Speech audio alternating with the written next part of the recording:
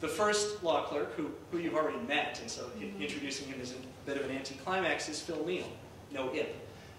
Phil Neal, a native of Chicago, attended its schools, then became a student at Harvard College, graduated, and after briefly studying economics and recovering from rheumatic fever, I believe, enrolled in Harvard Law School and became a very successful student there.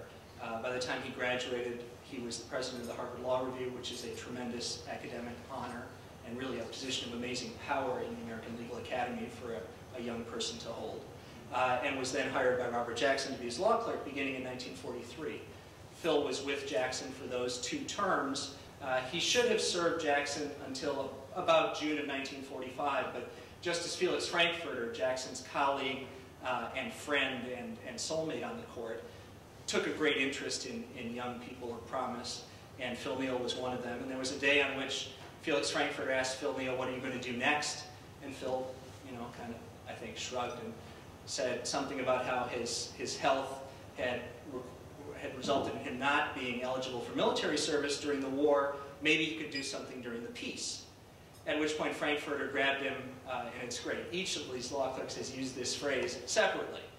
Grabbed me by the elbow in that vice-like way that Frankfurter had in grabbing me by the elbow.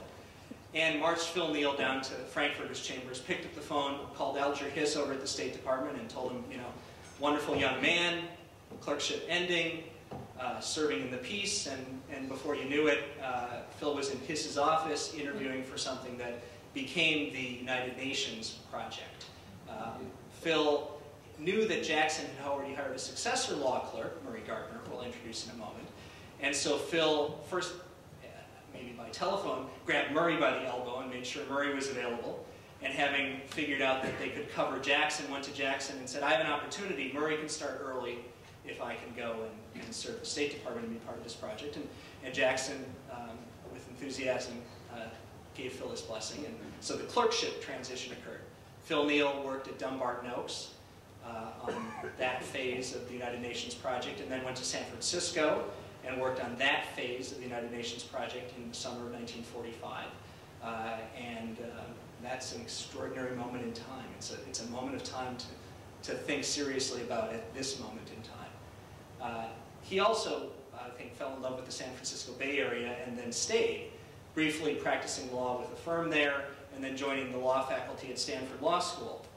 He was at Stanford and became a professor until 1962, when he was prevailed upon, recruited, unveiled, to become the dean of the University of Chicago Law School in his hometown.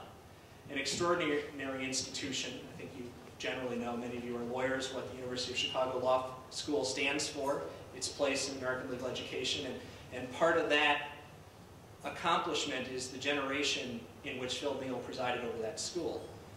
He was the dean of the University of Chicago Law School for 13 years, and a member of its faculty until 1983, at which point, life's long, why not have multiple careers? Phil Neal went back into private practice and was part of founding a firm that today bears his name first, Neal, Gerber, and Eisenberg, and actively practices a variety of law to this moment. I'm surprised he doesn't have a phone going off as we're here tonight. So it's a great pleasure to welcome Phil Neal, who was an extraordinary contributor to our discussion this afternoon.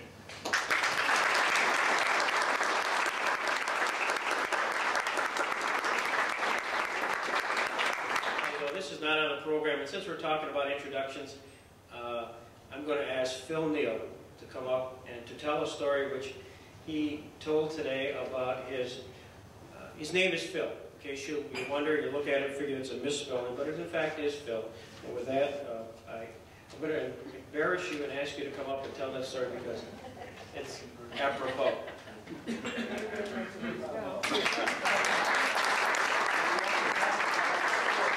After the mistake that was made by some people here calling me Philip, I guess. The story, which some people have found amusing, is that I found myself some years ago on the program of a 7th Circuit Judicial Conference in Chicago, at which Justice Tom Clerk was also speaking, and I didn't know him and had a friendly relationship with him. But he preceded me on the program, and toward the end of his speech, right at the end of his speech, he saw me sitting there and made some reference to my friend Phil, and said, I hope it's all right to refer to the dean by his first name, and then kind of finished his remarks. And I was up and groping for some kind of light remarks to open my talk with. As I walked up, I thought about this when I got there, and I said, Justice Clark, it's perfectly all right for you to call me by my first name. I'm pleased by that, and especially because I've always felt I have a certain kinship with you, and that we both suffered under the burden of having first names that are really nicknames. And I said, all my life people have been asking me, whatever happened to your hip? And I guess all your life people have been asking you, whatever happened to your...